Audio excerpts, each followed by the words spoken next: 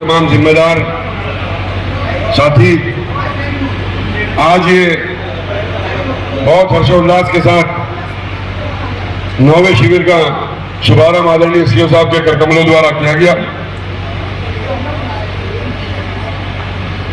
साल बदल गया, लोग वही हैं, लेकिन एक साल में बदलाव।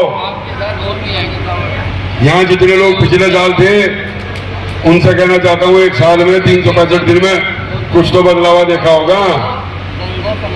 तो ये बदलाव सच्ची और ईमानदारी से सेवा करने का बदल मिलता है।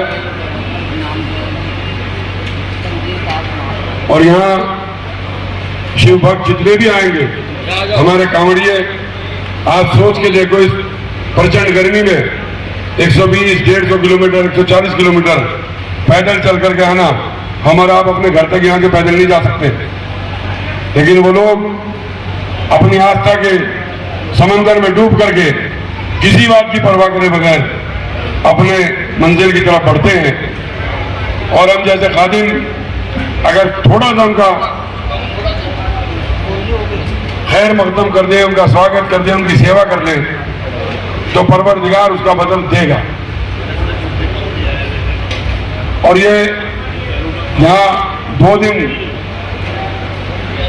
2 तारीख को चले भाई, 2 तारीख को जल चढ़ने तक ये शिविर चलेगा।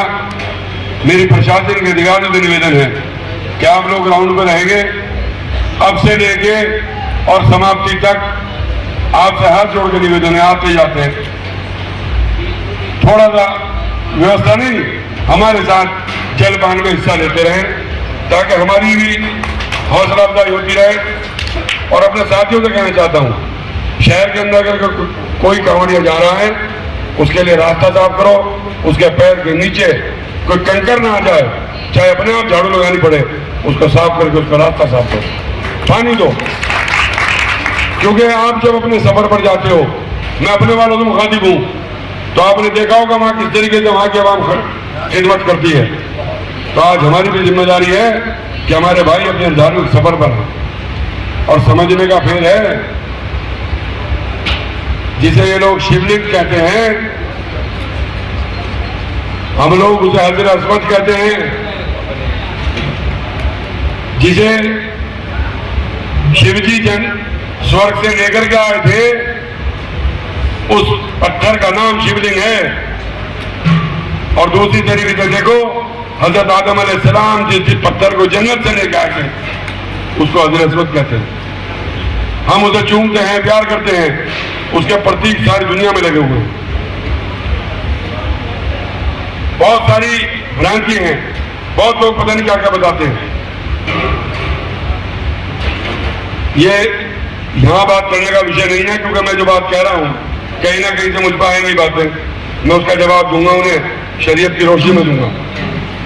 लेकिन इतना कहना चाहता हूं कि आप अपने भाइयों की, क्योंकि कुरान कहता है लकुम दीनुकुम वलिय दीन, तुम्हें तुम्हारा दीन मुबारक, मुझे मेरा दीन मुबारक। और उसके बाद रब फरमाता है कि किसी के धर्म की बेअदबी मत करो, किसी को बुरा मत कहो। अगर तुम किसी को बुरा कहोगे, वो तुम्हें बुरा कहेगा, तुम्हारे रब को बुरा कहेगा, और उससे दुनिया में फसाद होगा। रब को फसाद पसंद नहीं है। तो इसलिए जो जिस तरह अकीदत कर रहा है, उसको उसकी अकीदत मुबारक। हम जो कर सकते हैं उनकी खिदमत, वो हमारा काम है, इंसानियत की खिदमत करना। इसी नजरिए से इसकी शुरुआत की थी।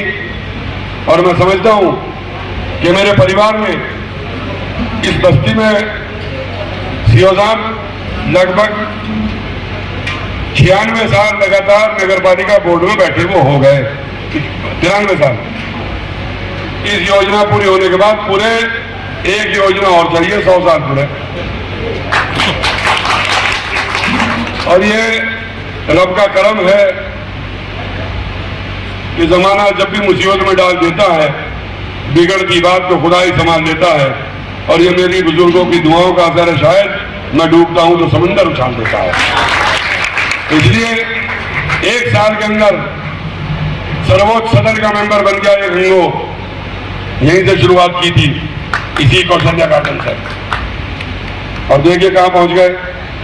तो इसलिए आप सबसे गुजारिश है अपने अहले गृहों से, आसपास के लोगों से, कि कांवड़ियों का इस्तेमाल करें, स्वागत करें, किसी को तकलीफ ना पहुंचने दें।